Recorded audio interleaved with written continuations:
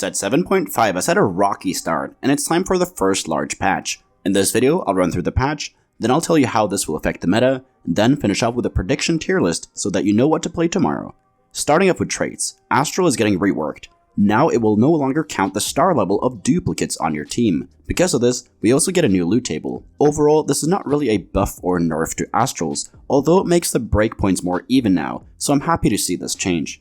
Cannoneer is getting nerfed at 4 and 6. This is a fine change as they have been very powerful lately, especially if Namzi is a Cannoneer, as you can get 4 and 6 Cannoneer online very easily. Dragonmancer gets nerfed at 6 and 8. This nerf is relatively small at 6, which is nice to see, as the trait itself is not that oppressive, but 8 Dragonmancer was way too OP, so I'm happy to see that being brought down quite a bit. This should hit the Dragonmancer Nunu comp and Aoshins that have been oppressive on the last patch. Mage is getting buffed at all levels. This is a much needed buff, as you'd never ever play more than 3 mages, so I'm very happy about this change. Ragewing is getting nerfed at 6. It's not that big of a nerf, so it should still be great as long as you have Shyvana, but you might play guilds and 4 Ragewing instead now, but most likely not. Shimmer Scale gets buffed across the board. A ton of the items get small buffs to bring up the power of the trait. Also, Chrono Champions is being brought down to 5 seconds, so it will be a better win condition now as opposed to before. 6 Scalescorn gets nerfed. This trait is hard to hit, but it's stupid OP if you're able to do it, so I'm happy about this change. Moving on to 1 costs, Wukong is getting buffed at all levels, which is nice to see. This champ was really strong on PvE until they gutted the comp. Maybe it's time for Bonky Kong next patch. Karma gets buffed at 3 star. I'm excited about this change as we might see the return of Karma reroll with this change. Nasus gets buffed at 3 star as well. I'm not sure if this is enough to make reroll Guardians work, but maybe if the Mirage trait is electric, you can reroll Leona and Nasus. Set gets buffed at 3 star as well. A fine change as Set reroll has not been in the meta at all, and maybe now people will give it a go. Moving on to 2 costs, Aphelios gets his attack speed reduced. This is a pretty big nerf, and paired with the other Cannoneer nerfs, it is not looking great for the comp. Kaisa is getting buffed across the board. Now she will be able to deal a lot more damage. It looks like a small buff, but remember that this scales and becomes more powerful with every cast that she does. Overall, this is great for Lagoon, as now they have another good item holder for Soam. Lux gets nerfed and buffed. She will deal less damage, but she will cast her second spell a lot faster. Overall, this is a nerf though, which is not great for Astral reroll, but since mages get buffed at all levels and her spell will hit quicker, it might make her power neutral or even better overall. Zac gets buffed across the board. Now he will heal himself for more at every level. So far this patch is looking great for Lagoon. Jax gets a small buff. Now he will be more tanky, which is nice to see.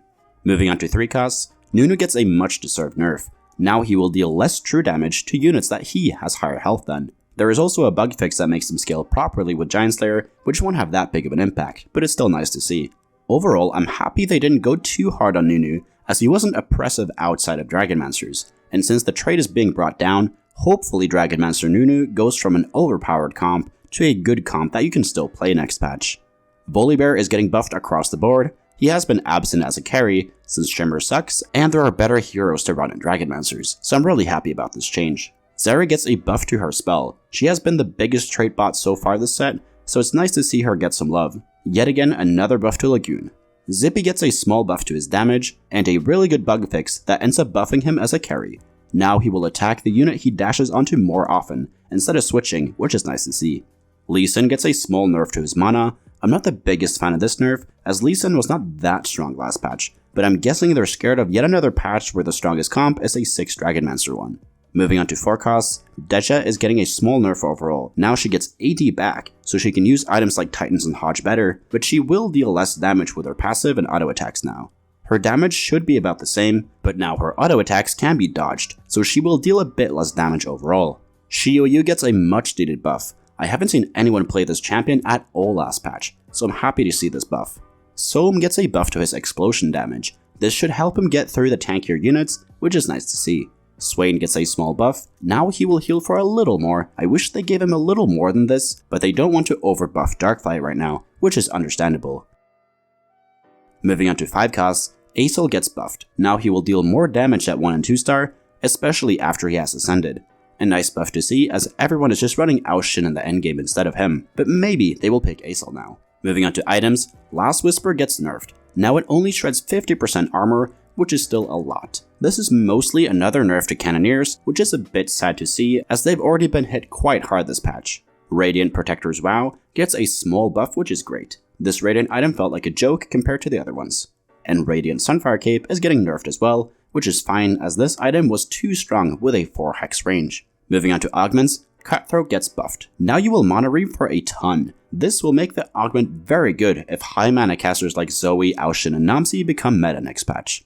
Dragonmancer Confront gets added to the game. It works just like Mage Conference, only that you get a unit every 2 rounds instead of every single round. These kind of augments are really fun, so I'm excited to test this out. Hero and Training gets buffed. Now you can potentially have a duo carry in Dragonmancer, which is exciting. Lucky Gloves gets buffed. Now you get better outcomes, and you always get 2 items on your Thieves Gloves, regardless of what stage you're on. Ricochet gets nerfed. Another nerf to Cannoneers.